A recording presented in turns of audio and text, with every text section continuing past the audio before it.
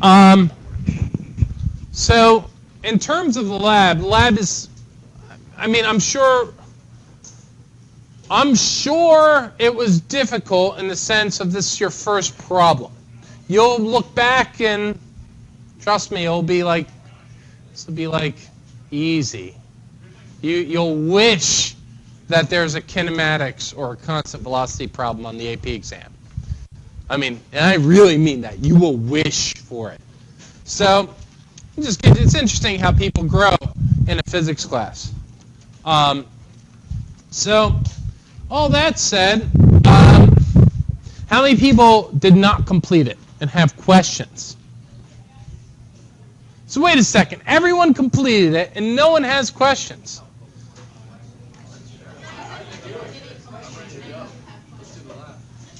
You want to do the lab? Okay. Well, I want to defer the lab until the end of the block at the very least. You wait, that's right. and part of the reason why is because, in my opinion, I don't want to spend too much time in non-accelerated motion. Because really, you know if you belong here based upon accelerated motion. Like, if it's like, oh my God, this is crazy, you belong here. If this is like, oh my God, I can't do this, I don't want to do this, I will not do this, then, then you might want to drop down a level. And generally speaking, I think everyone here, by and large, belongs here. But it's important to get to this point because I don't want, as my students told me last year, they don't want to be sold a bag of false goods where they get through kinematics, they get through the second part of kinematics, and then they get to forces, and it's like, boom. They get dropped by forces. And so I don't want to drop anyone. I'm a peaceful guy. So, anyhow, any questions? Questions on the lab question? Questions in general? Meta questions, yes. Are you going to go over this as a question, or is it just what we're going to find in the lab? I think I would want you to, on some level, to find that it gives you an accurate representation. I think I'll go over it once I grade it. And this is why I'm a little hesitant to actually collect it today, because I think I might use it for an SGO, which means I would want to collect it from every single person. And so, and then that way, rip it apart and figure out what to do. The grading of it, don't worry about, because on some level, the grade that goes into Power School, I'll be pretty lenient on. And part of the reason for that is you've never dealt with this type of question before. How many people have seen these types of questions before? Where it's like a design a lab question. I think those in AP Chem had to do something like this last year, right? Yeah, maybe like at some level, at least either on the exam or at some point they dealt with a lab design question. And this is hard. It's not easy. It's not easy to do. And it's very easy to pick it apart. Like, for instance, how many people did multiple trials? Anyone? No one did multiple trials. Okay. That's cool. So, all right, where did we leave off? If I'm correct, we left off with acceleration. And I defined acceleration. And if I'm right, I was in a hurry, right?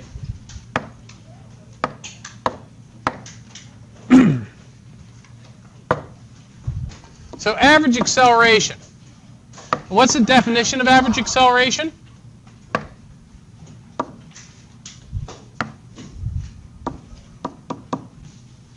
Yes?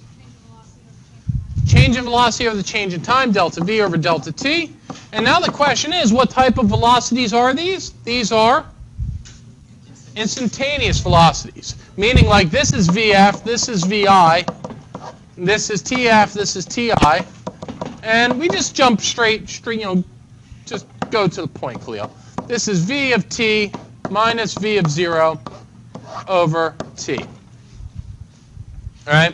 Notice, what did I assume here? That TI is 0 and TF is t.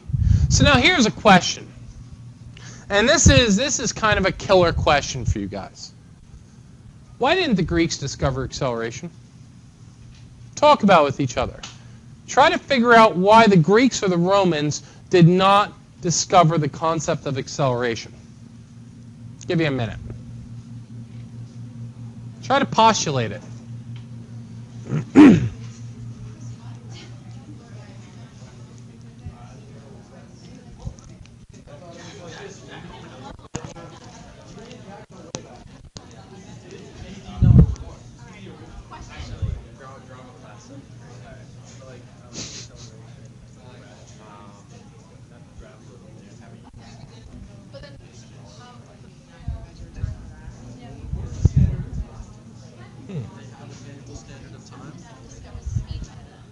They understood velocity. They understood velocity. Or they understood the notion of velocity. All right? All right, I think someone's got it. I think someone gets it. So what is it? What do you need in order to actually measure acceleration? Okay, so you need the concept of velocity, but what do you need to measure the velocity at? Yes. You need. So what about time? Okay, and what type of measurement of time do you need? Think about this. What you need is a device that measures what? Time in what? Very, very small intervals. You need some accurate time measuring device. Think about it. Is average velocity a difficult thing to measure? Why? Why is average velocity a fairly easy thing to measure? You have some type of timekeeping mechanism. It doesn't have to be terribly accurate, right? And what do you measure? Where something is. What about instantaneous velocity? How do you measure the instantaneous velocity of something? Like, for instance, let me give you an accelerated motion that you're totally familiar with, at least in terms of your experience. How do you find the velocity? Here. Yes.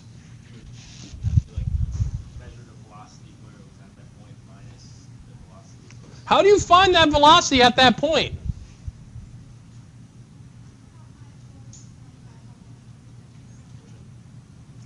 I mean, but that's giving you an average velocity. In other words, you need some very, very sensitive timekeeping mechanism that is accurate to a level that you can actually make these measurements.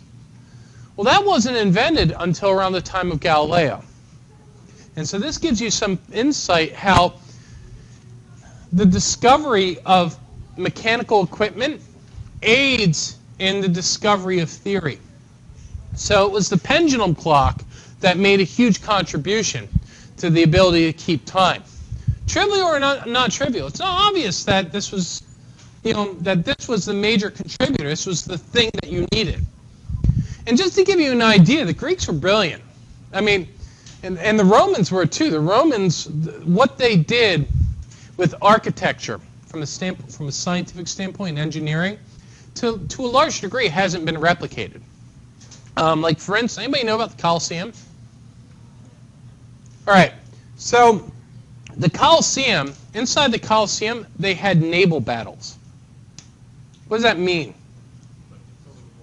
They filled it with water, right, in real time, had a naval battle, right, in front of an entire audience, and then drained it of water for the gladiators to fight immediately afterwards. Think about how insane that is. Is there any stadium that can do it now? No. So it's not necessarily, I mean, part of this is not necessarily that lack of engineering know-how. I mean, they have the engineering know-how. But did you think they did 2,000 years ago? I mean, how many people thought they did 2,000 years ago? Like, how many people were surprised by that fact? I mean, so 2 people? Well, tough crowd. So anyhow, uniform acceleration, or excuse me, average acceleration. I guess a good place to start as any with average acceleration is to talk about the scenarios of acceleration. So let's go through this. So the 4 scenarios of acceleration in one dimension. The first one, well, before I even do this, let me ask you this question. If I call this the positive direction, and I accelerate in the positive direction, that's called an acceleration, correct? If I accelerate in the negative direction, therefore that must be a... Is that correct? No. That is called a negative acceleration. We're not going to use the term deceleration until... I'm going to try to avoid using that term until you guys are sufficiently comfortable with all of kinematics. So it might be a unit or 2 before I even talk about that term. And you'll see me, I'll actually explain it today, but I really want to avoid using it. So let's actually go through the scenarios. So scenario 1. Let's suppose your acceleration is greater than 0, and your initial velocity is greater than 0.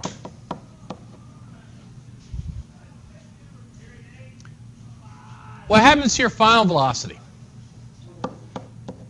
Your final velocity will increase, decrease, or stay the same? Yes. It will increase. What will happen to your speed?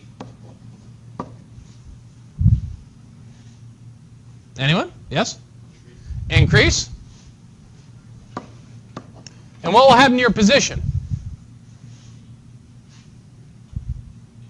That's correct. So this is a trivial case. And there's an equally semi-trivial case. Number 2. So in other words, acceleration is greater than 0, initial velocity is greater than 0, final velocity is increasing, speed's increasing, position's increasing. Acceleration is less than 0. Initial velocity is less than 0. What happens to final velocity? Yes. Decreases. Hello, sir. Welcome.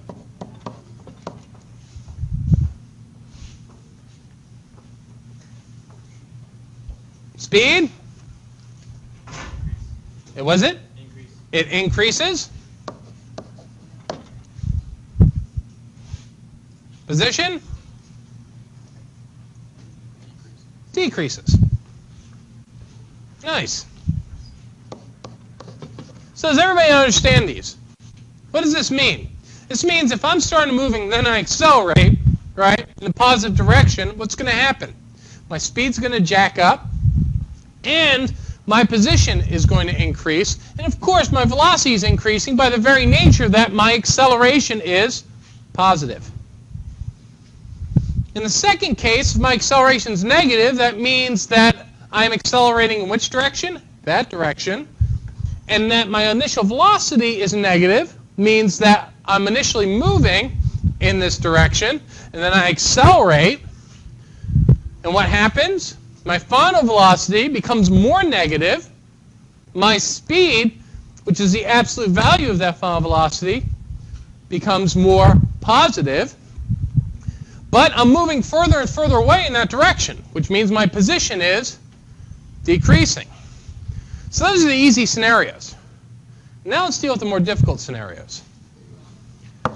So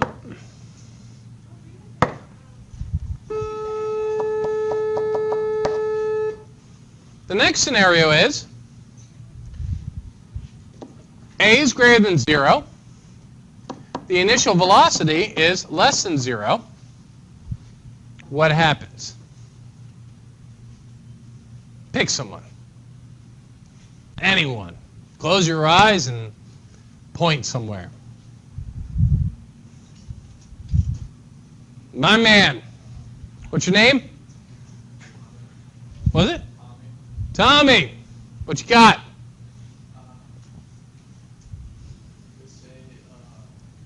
Start with the easy one. Acceleration is the change in over the change in time, right? So if the acceleration is positive, that means velocity is changing how? Positively, that's right. Velocity is increasing. So that's the easy one.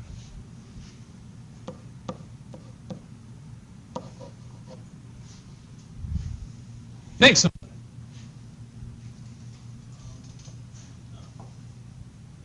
Yeah.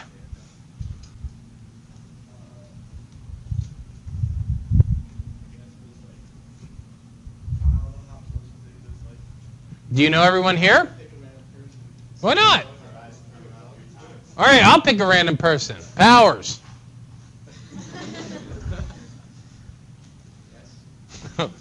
What happens to speed? It increases. You sure? Anyone else? Let's think about what happens. The acceleration's directed this way. I'm initially moving this way, right? So what's happening as I'm moving this way? My velocity is getting what? My velocity is increasing, which means it's getting closer and closer to what value initially? 0. That's right. Since my velocity is getting closer and closer to 0, all right, that means my speed must be decreasing till what happens? Yes? That's right. Till v equals 0, then the speed increases.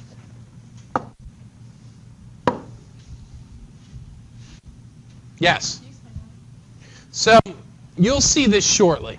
Before I explain this right now fully, you'll see it shortly explained. So just hold on that. Yes? What's happening is the acceleration's positive, right? So that means the change in velocity is positive. But the initial velocity is, I guess I'll explain it right now. The initial velocity is negative. What does that mean for the initial velocity to be negative? That means it's going which way? It's going this way. So this object's going this way, right? What's happening as it's going this way? Let me actually try to do this. Right? Notice my initial velocity is in this direction. Where is my acceleration directed? That way. What happened as a result? I slowed down and I stopped. But if that acceleration kept going, what would I start doing? Accelerating like this, back that direction, at increasing speed. So, what happens to position? You can talk about it with each other for a second.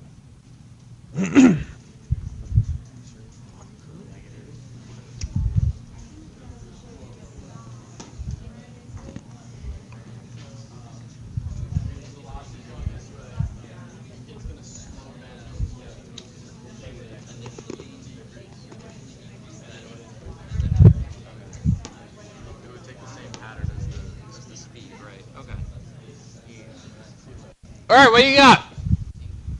Yes? I wanted to decrease until it equals 0 and then start increasing. Correct. Because the initial velocity is negative, that means which way is this object moving initially? In the negative direction, which means its position decreases until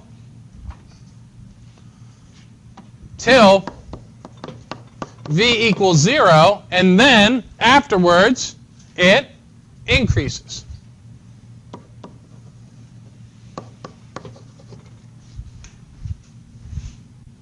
Don't zone out right now. Seriously, do not zone out. This is so incredibly important. Because this is the beginning of the concept that is the core concept of how objects move in the entire course. There is no bypassing accelerated motion. If you don't understand it, you will be forever lost. So you have now the next couple weeks to begin understanding it. And best time to start is now. So the last scenario is A is less than 0. VI is greater than 0. What happens?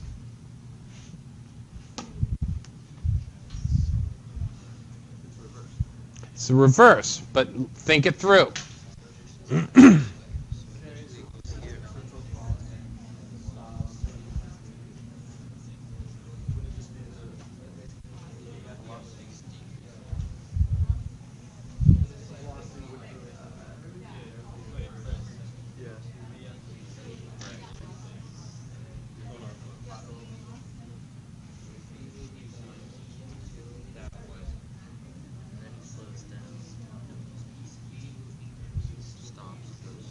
So yeah, it would be constant. Because even when he's slowing down, it's still getting less. All right, so what do you got? VF is A is less than 0, which means the velocity is changing which way? Negatively, which means the final velocity is? Or not necessarily negative, but it's decreasing. Okay?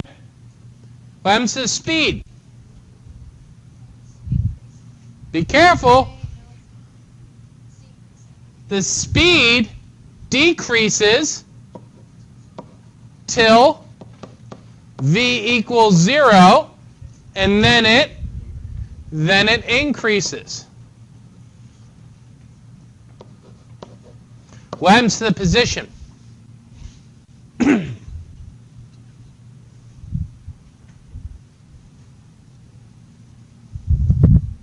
It's hard to picture in your head, right? One of the reasons why it's hard to picture in your head is because acceleration is so hard to envision. Yes?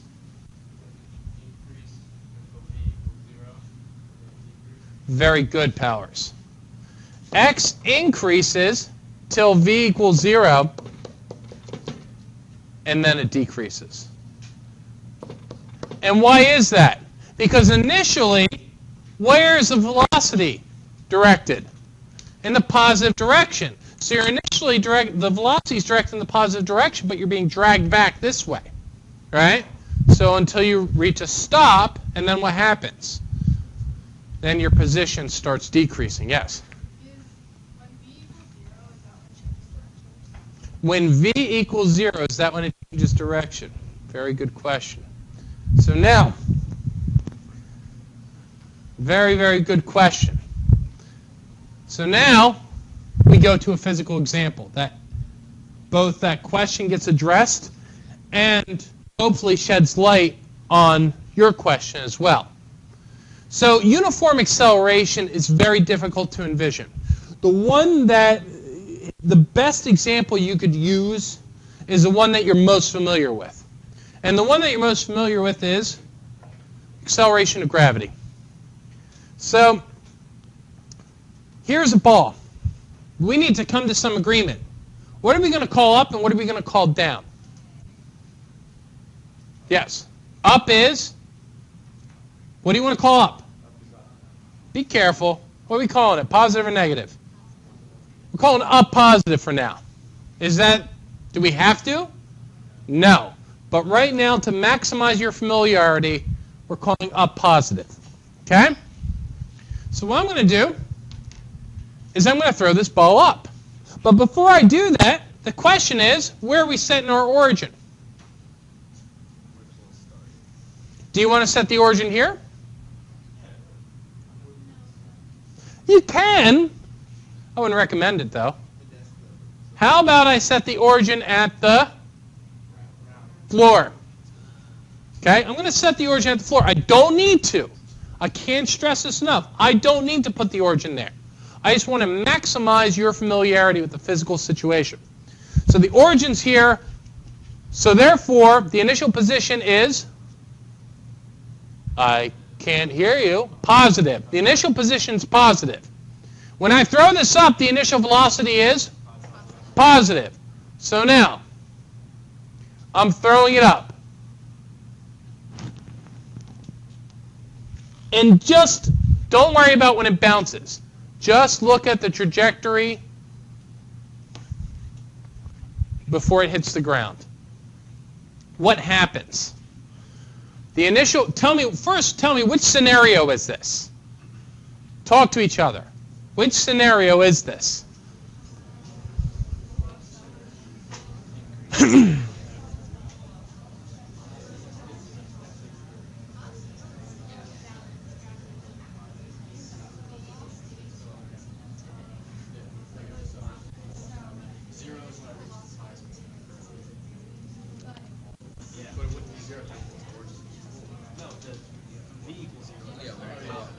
All right, so does anybody feel like they have a full explanation for this? Let's start. So the initial position's positive, the initial velocity is positive, right? What happens as it's going up? So which scenario is this first? This is a scenario 4, definitely. Okay? This is scenario 4. So, it's going up. What's happening to its velocity as it's going up? Yes. It's what? The velocity? Be careful. The velocity is decreasing. Why is the velocity decreasing? Because the acceleration is negative. The velocity is decreasing. Right? What's happening to the speed as it goes up? The speed? Take a look. The speed decreases on its way up until it reaches the top. What happens at the top? It changes direction. What's the velocity at the top? 0. It changes direction, and then what happens? Notice, as it's going up, what's increasing? 1 second. What's increasing? The position. Position's increasing. So the velocity's decreasing, the speed's decreasing, right? Position's increasing. Hits the top, velocity 0. Then what happens?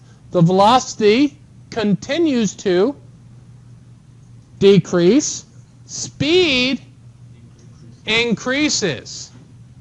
Position decreases. Questions?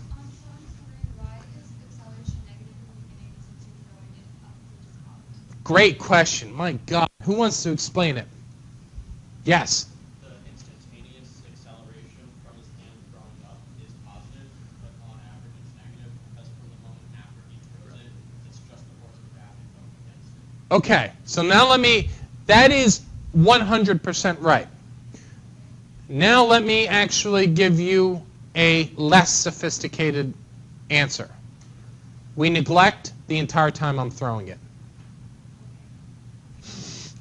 So in other words, the only time that matters is directly after I throw it and right before it hits the ground. That's the only time we're observing. Great answer. Great answer. So in general, the motion that we're going to be observing and describing, it's after the impulse force, not during it. So once it leaves my hand, what's the acceleration? What's causing the acceleration? And what direction is that acceleration? Negative. And it's constant at all times. So now, I'm going to ask you a very straightforward question. You're going to hop on Pear Deck. Okay?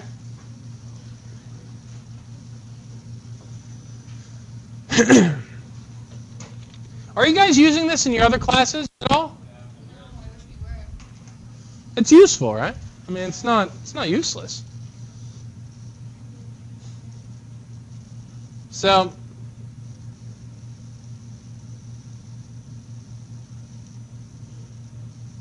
whatever, I'll start a new session. Open this up. Invited class. Come on.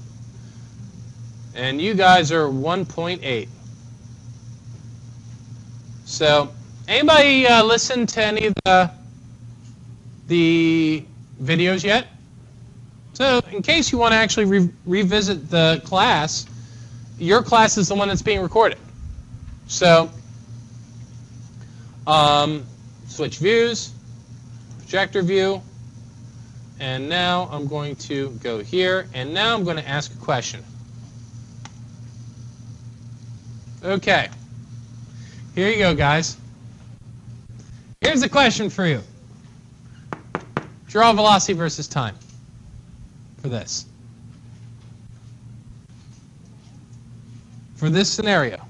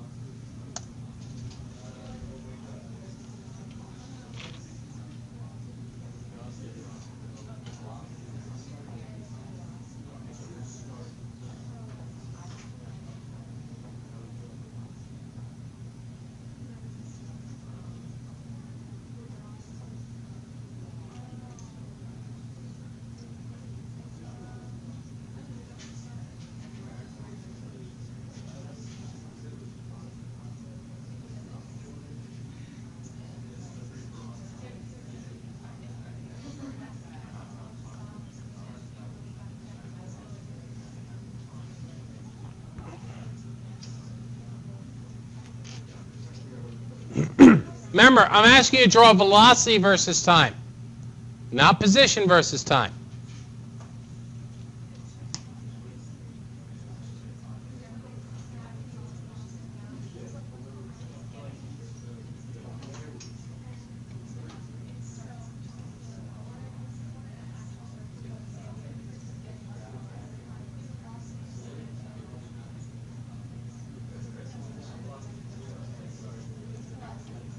All right.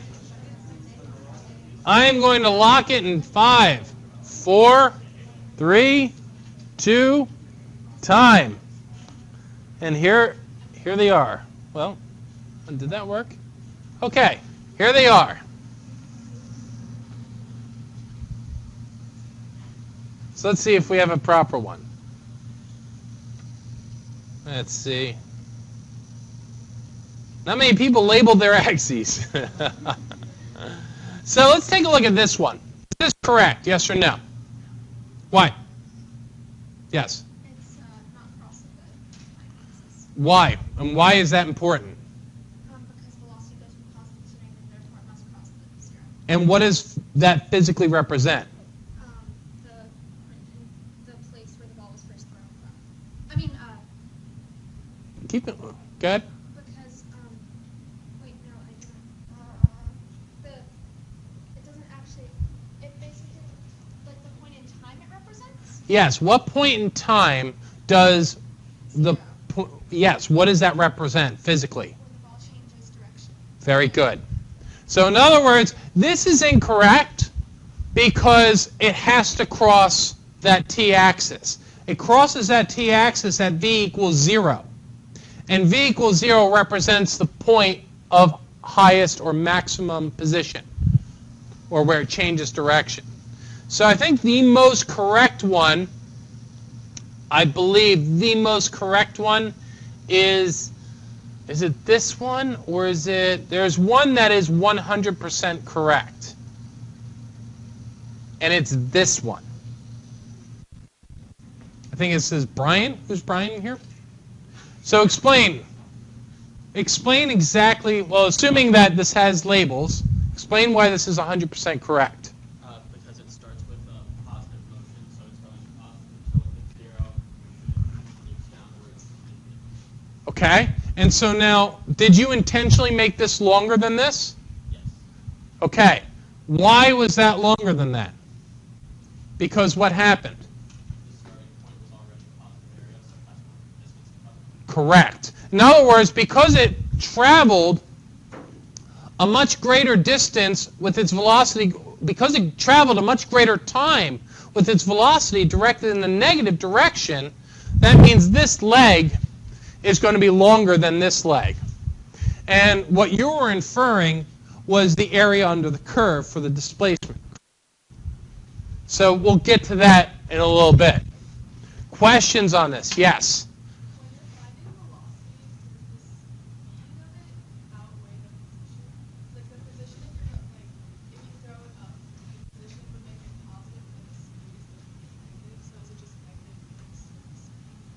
Okay, so speed is something that you're going to have to compartmentalize separate from everything else.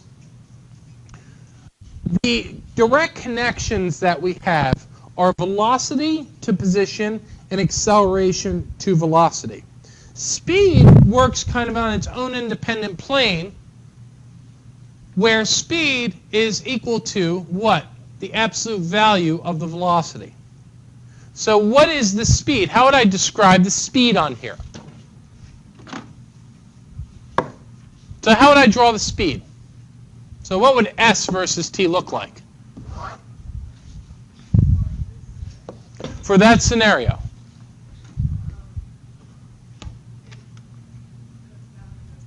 That's right. It would look like this.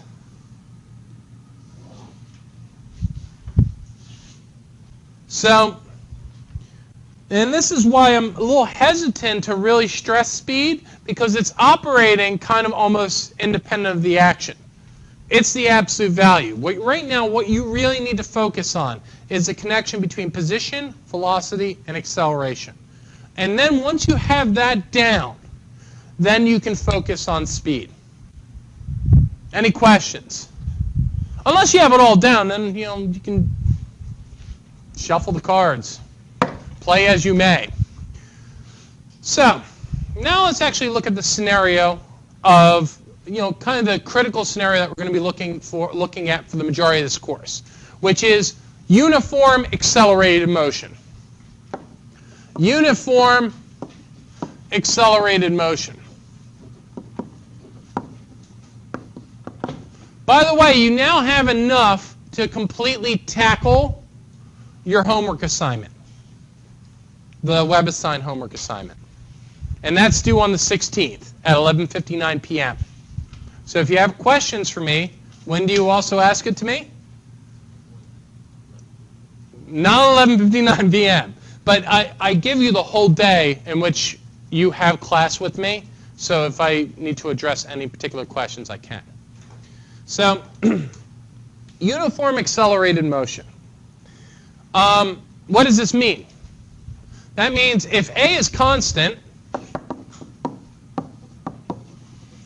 what can you say about the average acceleration? Then the average acceleration is equal to what? A. In other words, if A is some constant value, A, the acceleration is a constant value, A, is a constant value of A, then A bar, the average acceleration, is simply equal to A. This is no different than the scenario where average velocity equaled V, for velocity being constant. And so what am I saying here if acceleration is constant? What acceleration am I talking about? Instantaneous acceleration. If the instantaneous acceleration is constant, then the average acceleration is simply equal to that constant. So what's the consequence of this? Well, what does average acceleration mean? Change in velocity over the change in time. What is the change in velocity? It's simply v of t minus v of 0 over t. And so what's the consequence of this? That if I go and write v as a function of time, what do I get? I get v of t minus v of 0 is equal to a times t. And solve for v of t, you get v of t is equal to v of 0 plus at. What is that saying? Anyone? Falvo, what do you think that's saying?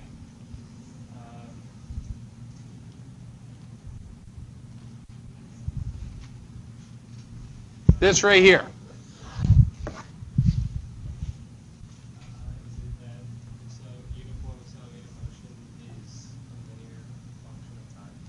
That uniform accelerated motion makes velocity a linear function of time. In other words, if you have uniform accelerated motion, your velocity function, your instantaneous velocity is a linear function of time. So now is the point in time where you ask me, Khalil, show me the money. All right? Show me the money. I've had enough of this nonsense. Show me that this is true. So what do? I go and I find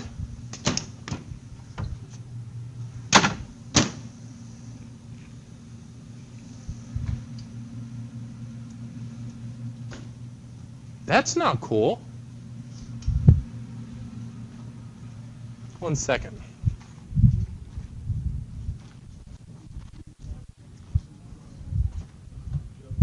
Hey Quinn, do you know where Trent is? Do you know where Trent is? I mean, she's 222. 222. Thank you.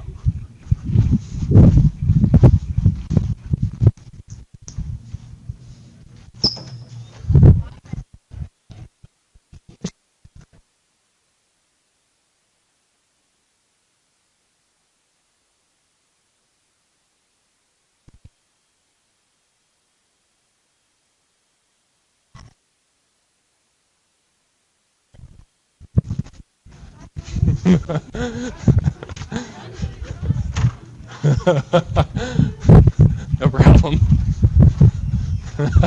These are the things that happen. It only took 15 minutes, and yet in 15 minutes I lost my most precious resource. So, there you go. Thanks. No problem. All right. So, show you the money. So what I'm going to do,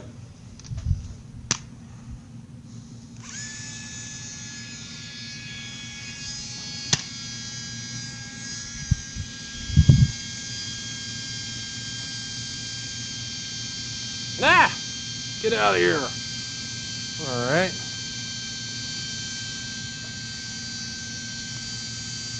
So, let's start off. And I'm going to position this so that it's at the origin. So this is the origin in this coordinate system, right? And now I'm going to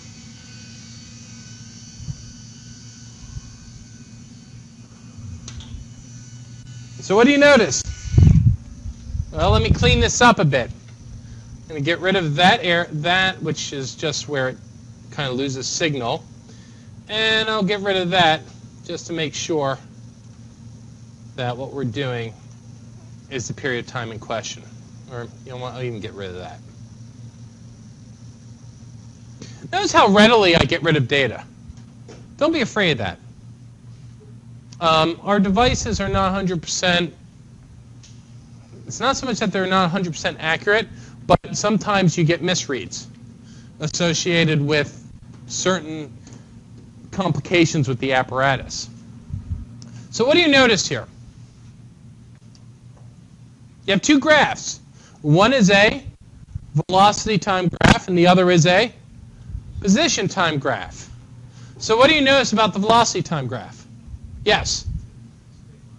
Meaning it's uniform accelerated motion. What do you notice about the position time graph?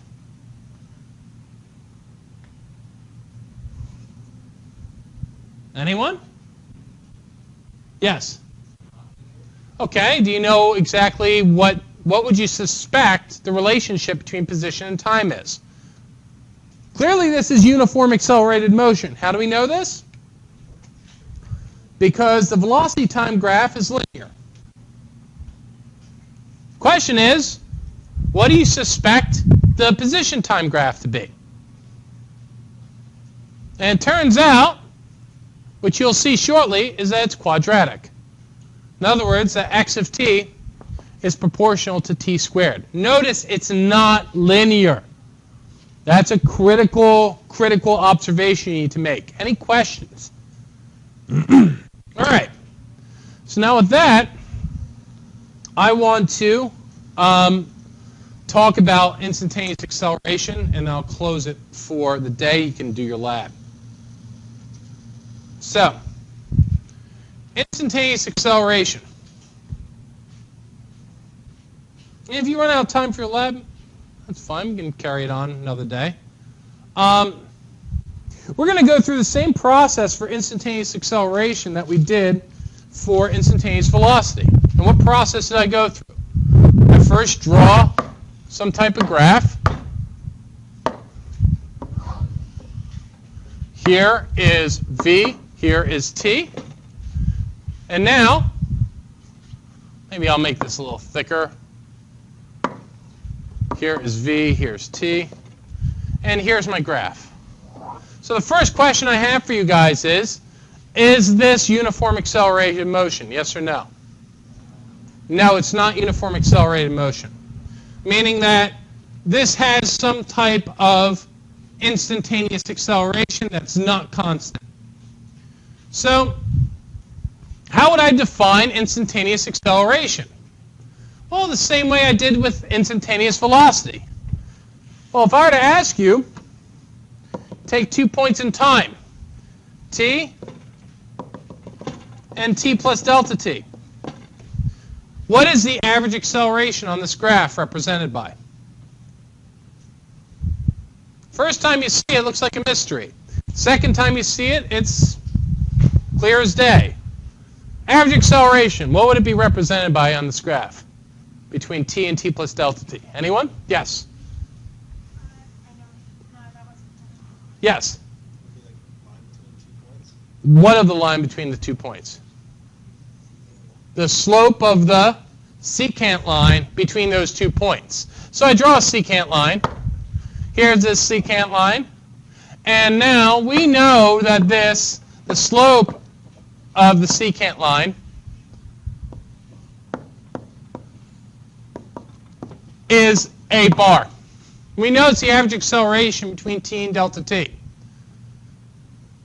And so I go through the same procedure. If I wanted to find the instantaneous acceleration at time equals t, what do I do? Yes. That's right. First I zoom in. First let me expand this. Right? So that is the secant line. And then I zoom in. I'll pan this over, go to 50, or go to 75, maybe pan this up. Okay. And then I'll start drawing secant lines.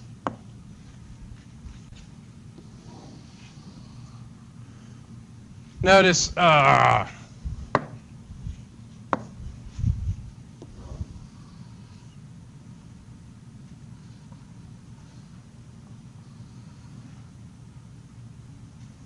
so notice this secant line, the delta t went from there to there, and then I can keep going sequentially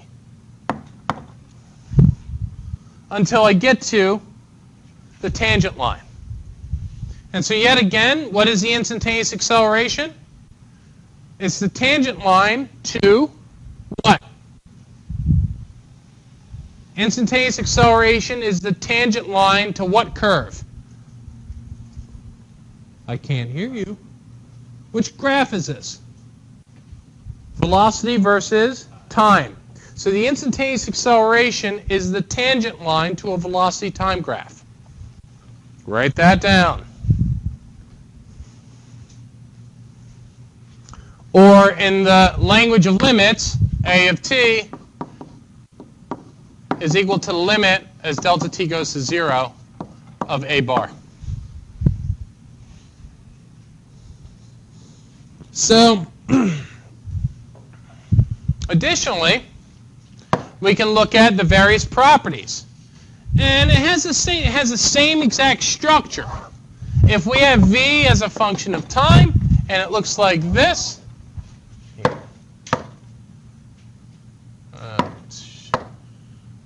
something like that.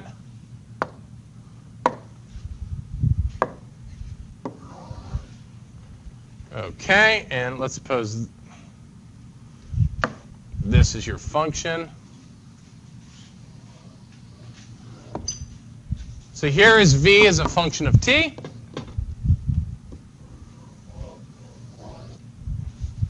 And I were to ask you, where do the maxima and minima occur at? Powers. Oh, okay. Very good. The maxima in this case, the maxima and minima actually occur, the absolute max and min occur at the endpoints. Where do all the other max and mins occur? Yes. Okay, and what is the acceleration at those points? Correct. How do you know that? Okay, that's certainly true. What is the simplest way to describe that, though? If you draw a tangent line through those points, what's the slope of that tangent line?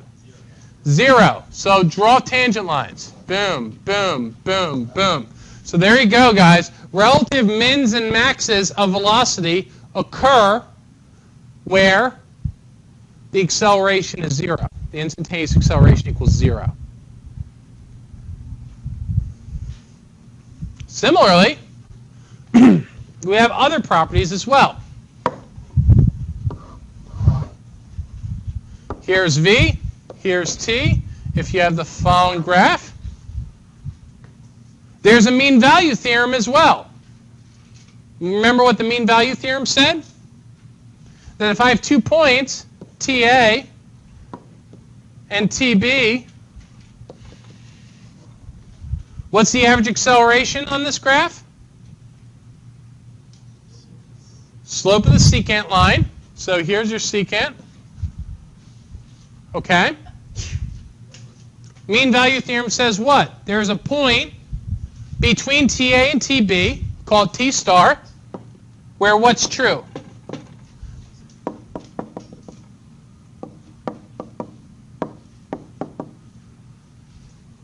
There's a point such that the tangent line through that point of the function is equal to what?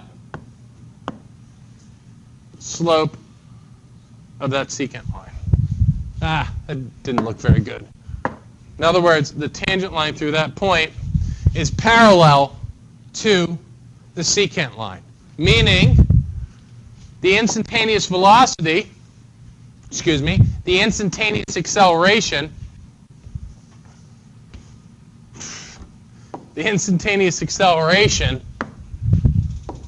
at t star is equal to the average acceleration between TA and TB. Any questions? None? All right. So, with that, I want you guys to spend 5 minutes looking at lecture problem 7.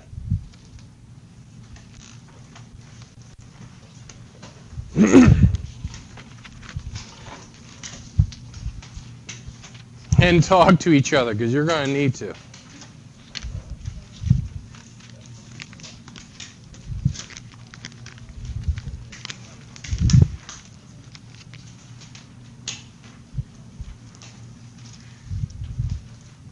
All right. Want a piece of advice? Here's your piece of advice. If someone jumps off a bridge with a bungee cord attached, don't follow him. That's the advice. I'll follow up with a second piece of advice shortly.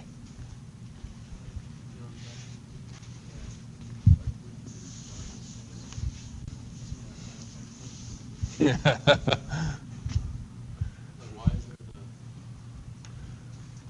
You're not following the piece of advice. You're following the guy.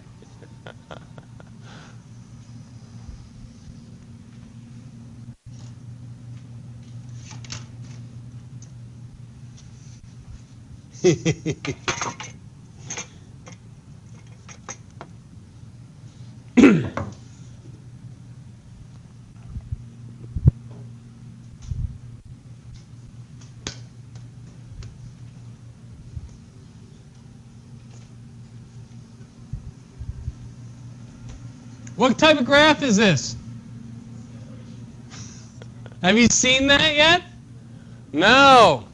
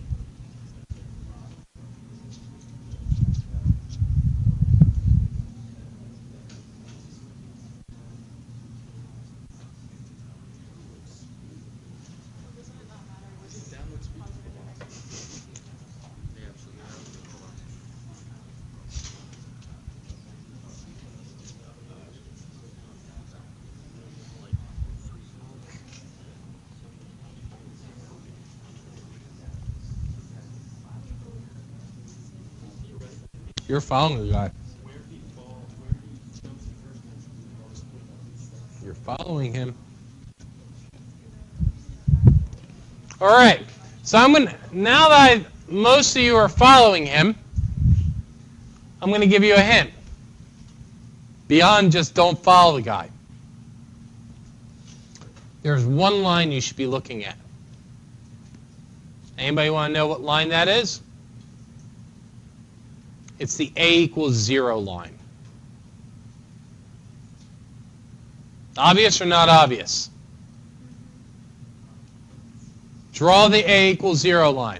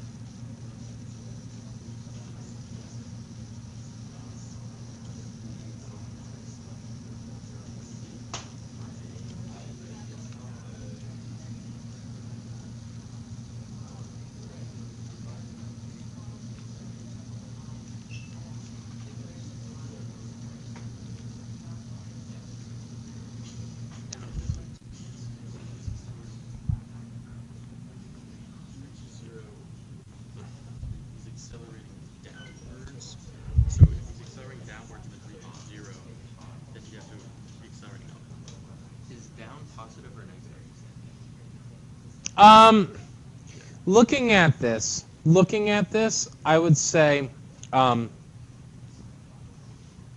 say up is positive, down is negative.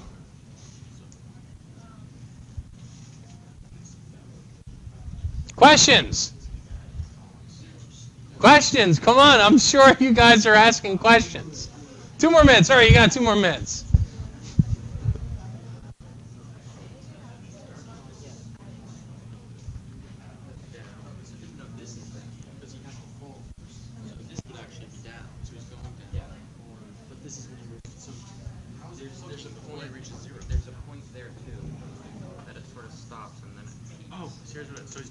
This is down. He jumps. That's the first. He goes all the way down, and then he starts. This is him slowing down. His acceleration is slowing down. He gets to 0, right, and then he goes back. That's yeah. This is so when he gets. This is him. Stop following him. Stop following him. Stop following him. You're trying to follow the jumper. That's insane. This is a crazy acceleration time graph.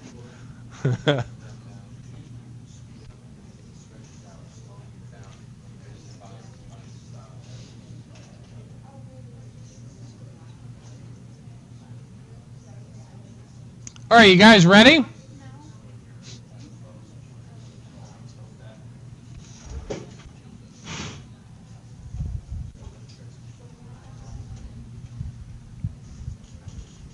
So how you guys doing? You can be honest. It's okay. That's perfectly normal. Perfectly normal.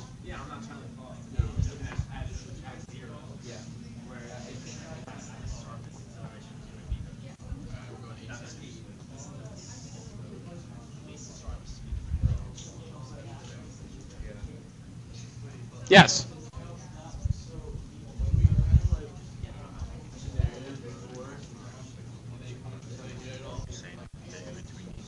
Yes.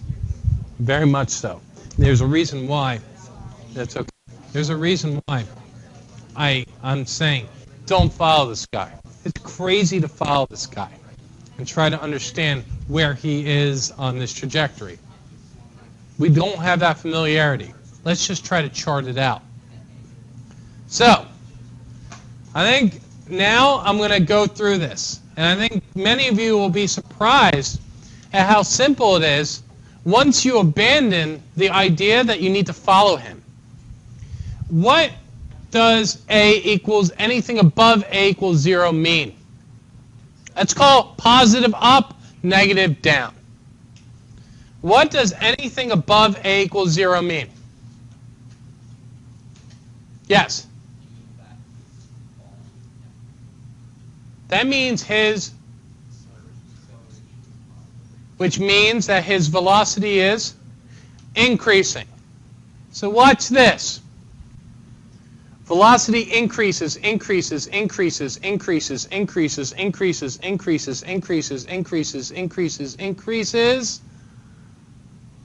It's at its highest point. Velocity decreases. I don't care how much it's decreasing by. All I care about is whether it's increasing or decreasing. So decreases, continues decreasing all the way until A equals 0. And right there is his lowest, or its, what would you say?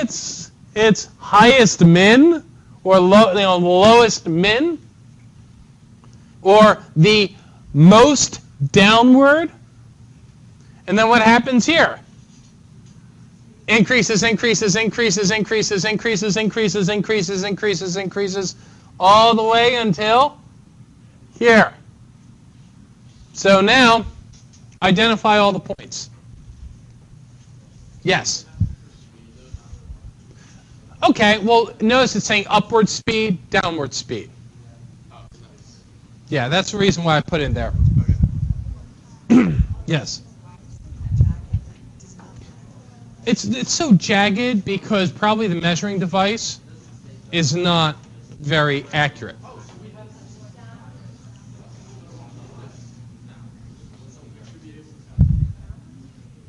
Yes. Local? Local means like the relative maxes. That means that in that area, right? So it's these points that are your local max and mins, or relative max and mins. Yes. Someone here had their hand up? No. Okay. Well, I was going to ask you, from looking at this, would it be possible to tell which min or max was like the highest or lowest? Not easily, no. Well, you can, but you would need to go to the next step, which is finding the area under the curves. And that's later, but even there it's going to be very hard because it's very jagged. Someone had their hand up here. Anyone? Yes. So when it's going up, like this way, Yes. wait, like right here, this means decreasing. That means the acceleration is decreasing. But let's not even think about exactly. Let's not even think about what that means. All you care about is anything above, right, means that the velocity is increasing. Anything below means the velocity is decreasing. Right? Because anything above means A is positive. A is positive means correct. Anything A is negative implies velocity is decreasing. Okay. So, with that, and it's a good example, right? This fleshed out. Does anybody have any other questions on this before we hop on pair deck? All right, yes. Oh, so the most positive, the relative most positives are going to be here, here, here, right? And the most negatives are going to be on the way up. Here. You could technically say maybe here, but here, here, and here.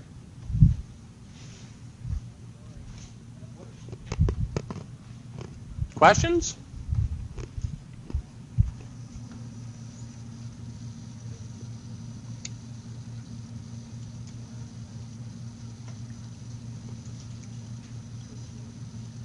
All right, nice wiffle ball question.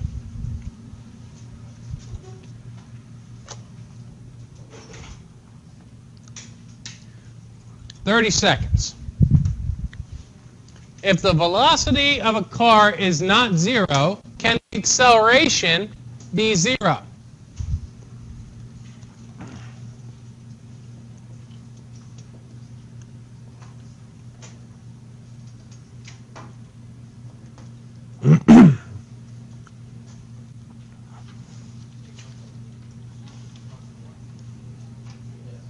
Ten seconds.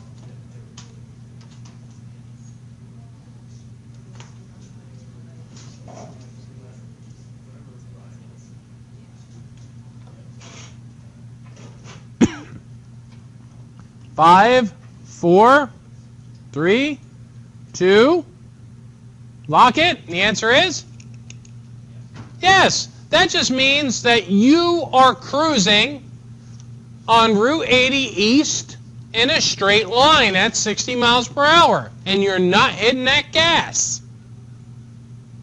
You have a non-zero velocity, and what's your acceleration? 0. That's fine. Almost everyone got it right. Consider the line labeled B in the V versus T plot. How does the speed change with time? 1 minute.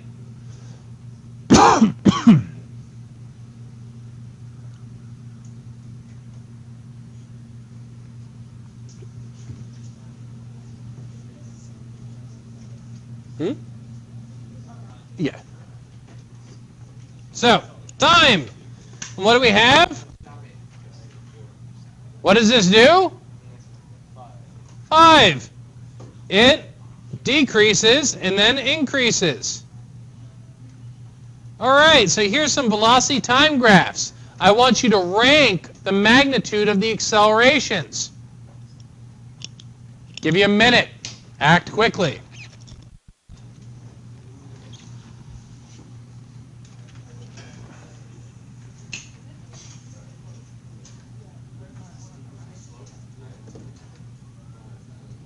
I'll give you 2 minutes.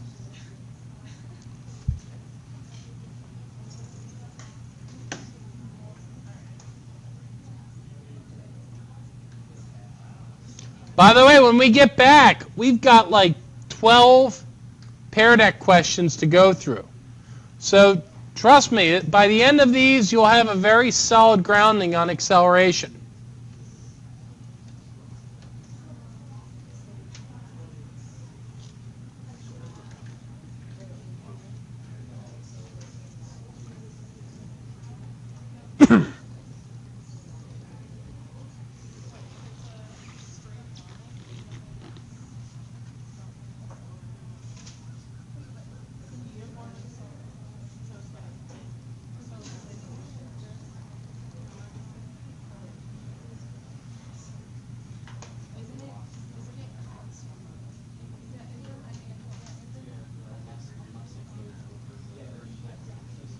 So what type of graphs are these?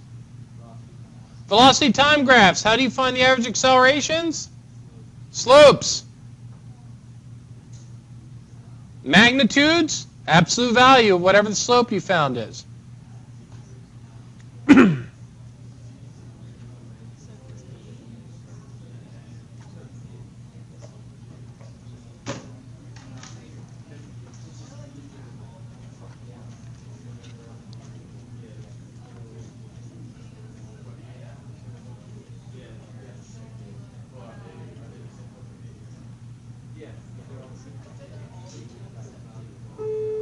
Later, guys. Which block is this? Yeah, which period's it? 8. So that means this is 8, 5, 6. Got it.